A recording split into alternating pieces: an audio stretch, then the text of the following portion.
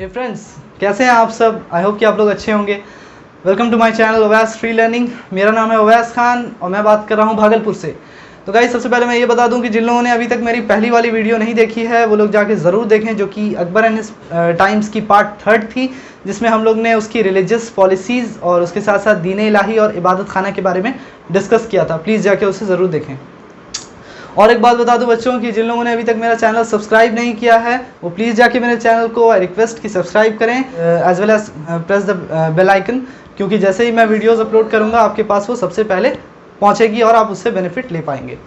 तो गाइस, बिना अपना टाइम वेस्ट किए आज की जो हमारी वीडियो है, जो कि अकबर एंड हिज टाइम्स की लास्ट पार्ट होने वाली है, पार्ट 4, उसे स्टार्ट करते हैं, जिसमें हम लोग अकबर की कल्चरल अचीवमेंट्स के बारे में पढ़ेंगे, जिसमें हम लोग नवरत्नास के बारे में पढ़ेंगे, नवरत्नास किसे कहते हैं, साथ ही साथ उसकी पेंटिंग और आर्किटेक्चर के बारे में पढ़ेंगे कि उसने इस फील्ड में क्या क्या किया।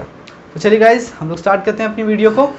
चलिए बच्चों, हम लोग सबसे पहले कल्चरल अचीवमेंट्स के बारे में जान लेते हैं कि कल्चरल फील्ड में अकबर ने क्या क्या किया था। सबसे पहले मैं आपको ये बता दूं बच्चों कि अकबर जो है वो बेचारा उतना पढ़ा लिखा नहीं था, मतलब कि उसने अपने बचपन के दिनों में अपनी पढ़ाई जो है वो कंप्लीट नहीं कर पाया था, लेकिन फिर भी समझिए कि उसे बहुत सारी चीज़ों पे महारत हासिल थी। वो बहुत सी कला का जानकार था। और इसके साथ साथ मैं ये भी आप लोगों को बता दूं कि वो आर्ट और लिटरेचर को, साथ ही साथ आर्किटेक्चर को बहुत ज़्यादा इनकरेज करता था, यानी कि वो उन लोगों को सपोर्ट करता था। He was a pattern of art and literature, art architecture as well. ठीक है, तो पैटर्न का मतलब ये होता है कि वो उन लोगों को सपोर्ट करता था जो कि आर्ट से, लिटरेचर से, इन सारी चीज़ों से रिलेटेड थे, पढ़ाई से रिलेटेड थे। उन लोगों को वो इन टर्म्स ऑफ मनी भी सपोर्ट करता था और इनकरेज भी करता था बहुत ज़्यादा। और मैं आपको ये भी बता दूं बच्चों कि बहुत सारे सब्जेक्ट्स थे जिस पे अकबर ने बहुत ज़्यादा उन सब्जेक्ट्स के स्कॉलर को भी इनकरेज किया था, बहुत हेल्प किया था money, in terms of money. और ये भी माना जाता है कि उसकी लाइब्रेरी में 4000 से ज़्यादा मैन्यूस्क्रिप्ट्स पाए जाते थे। कितने? More than 4000 manuscripts. ठीक है, मैन्यूस्क्रिप्ट्स देखिए बच्चों, उन डॉक्यूमेंट्स को बोलते हैं, या आप किताब बोल सकते हैं, या तो बुक्स या डॉक्यूमेंट्स को बोलते हैं, जो कि पुराने ज़माने में लिखी जाती थी, विच वेर हैंड रिटन। मतलब उस ज़माने में कोई प्रिंटिंग मशीन तो नहीं ना थी आज के जैसे, तो इस वजह से वो लोग हाथ से ही लिखते थे। तो उन डॉक्यूमेंट्स को, जो कि पुरानी डॉक्यूमेंट्स या बुक्स थी जिन्हें हाथ से लिखा जाता था, उन्हें हम मैन्यूस्क्रिप्ट्स कहते हैं। अब देखिए वो किन सब्जेक्ट्स को सपोर्ट करता था बच्चों। वो एस्ट्रोनॉमी, लॉजिक, हिस्ट्री और एक और सब्जेक्ट को वो सपोर्ट करता था जो कि आपकी मैथ्स थी, मैथमेटिक्स। ठीक है, तो हम लोगों ने यहाँ तक तो समझ लिया कि was a pattern of art and literature. ठीक है, he supported those mens who were scholars. ठीक है, अब देखिए आगे देख लेते हैं। अब इसके बाद हम लोग समझेंगे बच्चों नवरत्नास के बारे में कि नवरत्नास किसे कहते हैं। ठीक है, तो देखिए उसके दरबार में, अकबर के कोर्ट में 9 लोग ऐसे रहते थे जो कि एक दूसरे से बिल्कुल अलहदा थे, मतलब कि एक दूसरे से बिल्कुल अलग थे, जुदा थे एक दूसरे से। उनके पास अलग अलग क्वालिटीज़ थी, अलग अलग हुनर थे उनके पास। तो इन्हीं 9 लोगों को बोलते हैं नवरत्नास। अब इन नवरत्नास, जो ये जो ग्रुप था नवरत्नास का, तो इसमें कौन लोग आते थे उनके बारे में चलिए हम लोग वन बाय वन डिस्कस कर लेते हैं, which is very important for your exam. They may ask you these questions as well. अब देखिए अबुल फजल, सबसे पहला जो इम्पोर्टेंट बंदा था वो अबुल फजल थे हमारे। अबुल फजल के बारे में हमने पिछली वीडियो में भी डिस्कस किया था कि इन्होंने लिखा था ऐन अकबरी, 3 वॉल्यूम किताब, जिसके बारे में हम लोगों ने डिस्कस किया था। तो अबुल फजल ने ऐन अकबरी लिखी थी। ऐन अकबरी किसने लिखी थी? अबुल फजल ने। और इसी के साथ साथ इसने अकबर नामा भी लिखा था इन्होंने। ठीक है, he was one of his closest friend, Akbar's closest friend. तो ये तो अबुल फजल थे। दूसरे हैं बच्चों हमारे फैजी। अब देखिए फैजी ने क्या किया था? फैजी ने ट्रांसलेट किया था। ही ट्रांसलेटेड महाभारत, ठीक है, एंड रामायण। रामायण और महाभारत को फैजी ने ट्रांसलेट किया था into which language? So he translated it into Persian language. ठीक है बच्चों, तो फैज़ ही वो शख्स थे जिन्होंने महाभारत और रामायण को ट्रांसलेट किया था पर्शियन लैंग्वेज में। तीसरे जो हमारे ख़ास बंदे हैं वो है अब्दुल रहीम खान खाना। अब देखिए इनका नाम थोड़ा बड़ा है, ये भी पूछ सकता है सवाल। अब्दुल रहीम खान खाना। अब देखिए इन्होंने क्या किया था, तो बच्चों ये दोहास के लिए फेमस थे। दोहे आप लोगों ने सुने होंगे, कबीर पंथ के दोहे। तो ये भी जो शख्स थे ये वॉज फेमस फॉर हिज दोहास। अगले जो हमारे थे वो थे हमारे तोदरमाल, जिसके बारे में हम लोगों ने पिछली क्लास में भी डिस्कस किया था। तोदरमाल बंदोबस्त के बारे में भी हमने डिस्कस किया था, अकबर की लैंड रेवेन्यू सिस्टम के बारे में, जिसका नाम इन्हीं के ऊपर रखा गया था। और ये जो है हमारे रेवेन्यू मिनिस्टर थे, revenue minister. So he was responsible for all those revenue collection, ठीक है, जितने भी कमाई होती थी, इनकम होते थे। इसके बाद जो हमारे मान सिंह थे, मान सिंह वेरी इंपॉर्टेंट। मान सिंह जो कि मिलिट्री सेक्टर में थे, ही वॉज अ मिलिट्री जनरल, ठीक है। चलिए बच्चों आगे हम लोग देख लेते हैं, इसे मिटा लेते हैं पहले, हम लोग आगे देख लेते हैं। इसके बाद थे हमारे बीरबल के बारे में आप लोगों ने कहानी भी सुनी होगी बहुत सारी। वो बहुत ही चालाक आदमी था। So he was famous for its intelligence and sharp wit. तो ये अपने इंटेलिजेंस के लिए जाना जाता था, इंटेलिजेंस एंड शार्प विट, बहुत ही शातिर दिमाग था। शार्प विट किसे कहते हैं बच्चों? विट वो एबिलिटी होती है, विटनेस की मतलब विट जो एबिलिटी होती है वो ये होती है कि कोई भी आपको कुछ बोल रहा है तो आप उसकी हाजिर जवाबी दे पा रहे हैं। मतलब हाजिर जवाब इंसान को कहते हैं, हर चीज़ का जवाब जिस इंसान के पास रहता है। So he was famous for this sharp wit. अब देखिए इसके बाद तानसेन थे। तानसेन के बारे में भी आप लोगों ने बहुत सुना होगा, ग्रेट सिंगर एंड म्यूजिशियन, ठीक है, म्यूजिशियन थे ये, सिंगर थे।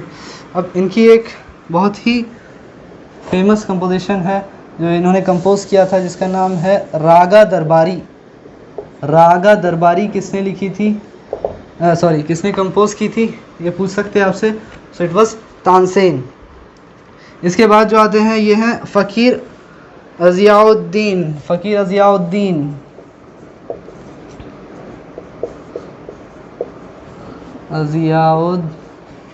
अज़ियाउद्दीन काफ़ी टफ नाम है भाई।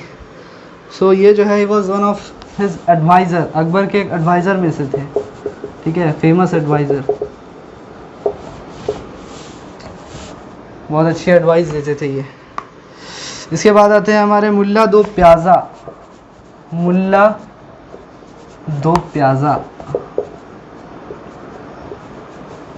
And he was famous for his wit. Again he was famous for his wit. जैसे कि हमारे बीरबल साहब जो हैं वो अपनी विट के लिए फेमस थे, ये भी अपनी हाजिर जवाबी के लिए फेमस थे। मतलब कि बहुत ही क्लेवरली अपने वर्ड्स का, अपने शब्दों का इस्तेमाल करके किसी को भी हाजिर जवाब दे देते थे, ये और ये। चलिए आगे बढ़ते हैं बच्चों। अब हम लोग जानेंगे कि अकबर ने पेंटिंग और आर्किटेक्चर की फील्ड में क्या किया। फटाफट से पेंटिंग के बारे में समझ लेते हैं कि इस फील्ड में अकबर ने क्या क्या किया, उसके बाद हम लोग आर्किटेक्चर भी देख लेंगे। तो सबसे पहले मैं आप लोगों को ये बता दूं बच्चों कि ये जो पेंटिंग का जितना भी काम किया जाता था ये उस वक्त कारखानाज में किया जाता था। उसे हम लोग क्या कहते हैं, जहाँ पेंटिंग का काम चलता था, कारखानाज। और a lot of painters used to come there and work। तो मतलब अलग अलग कंट्रीज से, अलग अलग जगह से, अलग अलग स्टेट्स से पेंटर्स बुलाए जाते थे, वहाँ पे आते थे वो लोग और वहाँ पे कारखानाज में पेंट करते थे। अब देखिए इन पेंटिंग्स में जो है काफ़ी सारी चीज़ों को डिपिक्ट भी किया जाता था, जैसे कि पर्शियन बुक्स को डिपिक्ट किया जाता था पेंटिंग के थ्रू।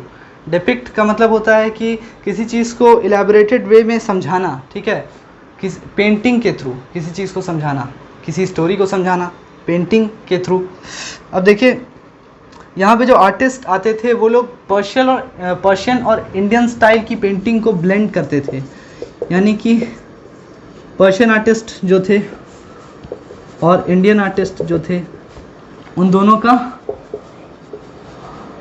ब्लेंड किया जाता था, ठीक है, उन्हें मिक्स करके उनका एक ऐसा स्टाइल बनाया जाता था जिसमें कि आप पर्शियन आर्टिस्ट पर्शियन पेंटिंग भी देख सकते हैं और इंडियन पेंटिंग दोनों की झलक उसमें आपको नज़र आ जाती। अब देखिए ये जो पेंटिंग की जाती थी इसमें क्या चीज़ दिखाया जाता था, ज़्यादातर हंटिंग, ठीक है, यानी कि ऐसी पेंटिंग बनाई जाती थी जिसमें या तो कोई शिकार कर रहा है किसी जानवर का या किसी आदमी का, ठीक है, और दूसरा चीज़ जो दिखाया जाता था कोर्ट सीन्स, ठीक है, कोर्ट के सीन्स दिखाए जाते थे, कोर्ट सीन्स दिखाए जाते थे इन पेंटिंग्स में, विच where done in peacock blue and red colours. तो ये जो पेंटिंग थी इसमें ज़्यादातर पीकॉक ब्लू और रेड कलर का इस्तेमाल किया जाता था बच्चों। चलिए बच्चों, तो ये तो हमारी पेंटिंग थी। एक चीज़ और हम लोग जान लेते हैं कि उस समय की एक बहुत ही फेमस पेंटिंग थी जिसे हम लोग हमजा नामा कहते हैं, हमजा नामा।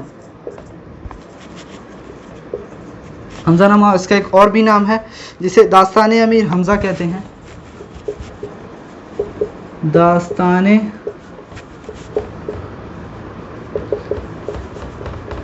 अमीर हमजा भी इसे कहा जाता है। तो ये बहुत ही फेमस वर्क था जिसमें कि 1200 पेंटिंग है। इस किताब में आपकी कितनी पेंटिंग थी? 1200 पेंटिंग थी जो अलग अलग स्टोरीज़ को, अलग अलग चीज़ों को डिपिक्ट करती थी।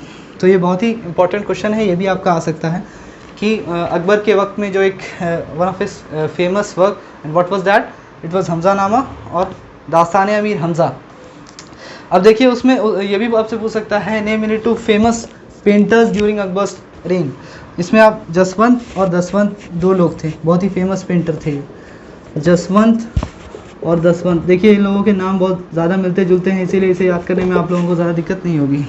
जसवंत और दसवंत वे two most important painters during Akbar's time और इज रेन। तो चलिए बच्चों, ये तो हमारा पेंटिंग का सेक्टर था। अब हम लोग ये देख लेते हैं कि अकबर ने आर्किटेक्चर की फील्ड में क्या क्या अचीवमेंट्स किए। तो चलिए बच्चों, अब हम लोग समझ लेते हैं कि उसने आर्किटेक्चरल फील्ड में क्या किया। आर्किटेक्चर में अकबर ने क्या क्या अचीवमेंट्स की। तो बच्चों सबसे पहले मैं आपको ये बता दूं कि अकबर पहला ऐसा बादशाह था जिसने कि आर्किटेक्चर को एक अलग ही लेवल पर लेके गया। वो मतलब कि he took it on a large scale, ठीक है। तो अब उसने बहुत सारे मॉन्यूमेंट्स, बहुत सारे फोर्ट्स और पैलेस बनवाए थे, बहुत सारी बिल्डिंग्स बनवाई थी, ठीक है, जिसमें आप गुजरात और बंगाल की बिल्डिंग्स का एक झलक देख सकते हैं। तो उसने बनवाया था। अब उसकी एक बहुत ही बड़ी अचीवमेंट थी आगरा फोर्ट, ठीक है। आगरा फोर्ट जो था उसका एक बहुत ही बड़ा अचीवमेंट था आर्किटेक्चरल फील्ड में। आगरा फोर्ट के बारे में आप लोगों ने सुना होगा। So it was made of red sandstone, ठीक है। ये सवाल पूछ सकता है आपको बच्चों। तो ये रेड सैंडस्टोन से बनवाया गया था आगरा फोर्ट जो था वो आपका, और उसमें बहुत सारे बड़े बड़े गेट्स थे, ठीक है, बहुत सारे बड़े बड़े गेट्स थे। कहाँ? आपका आगरा फोर्ट में। अब दूसरा जो इसका अचीवमेंट था आर्किटेक्चर की फील्ड में वो था इसका एक इसने एक सिटी बनवाई थी जिसका नाम था फतेहपुर सिकरी, ठीक है बच्चों, Fatehpur Sikri. So it was one of his famous work in architectural field. Fatehpur Sikri ये जो सिटी इसने बनवाई थी, जिसे इसने अपना कैपिटल भी बनाया था एक समय, तो वो ये जो सिटी थी ये it was built on the top of a hill, ठीक है। और this city has many artificial lakes, ठीक है। इसने बहुत सारे आर्टिफिशियल लेक्स भी बनवाए थे वहाँ पे। बहुत ही खूबसूरत सिटी थी ये, अभी भी है इनफैक्ट। तो इसने बहुत सारी बिल्डिंग्स बनवाई थी जिसमें आप गुजरात और बंगाल का झलक देख सकते हैं। यानी कि गुजरात में जो बिल्डिंगें जिस पैटर्न से बनी रहती हैं या बंगाल में जिस पैटर्न से बनाई जाती हैं, तो यहाँ उस तरह का पैटर्न चलाया गया था, गुजरात एंड बंगाल। तो इस तरह की बिल्डिंग जो जैसे कि गुजरात और बंगाल में पाई जाती है, तो उसको यहाँ पे एक तरह से बोल सकते हैं कॉपी किया गया था। अब देखिए इसके अलावा इसमें यहाँ पे जो और भी कई सारी बिल्डिंग्स बनवाई गई थी, उसमें से आपका पंचमहल, दीवाने ख़ास, जामी मस्जिद। अब देखिए पंचमहल, ये सब इम्पोर्टेंट सवाल है। पंचमहल, दीवाने ख़ास सब यहीं बनी थी फतेहपुर सिकरी में। दीवाने ख़ास के बारे में हम लोगों ने डिस्कस किया था पिछली वीडियो में। अब इसके बाद है जामी मस्जिद, don't ever confuse it with Jama Masjid, ठीक है।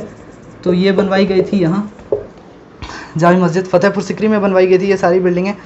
Tom of Salim Chishti.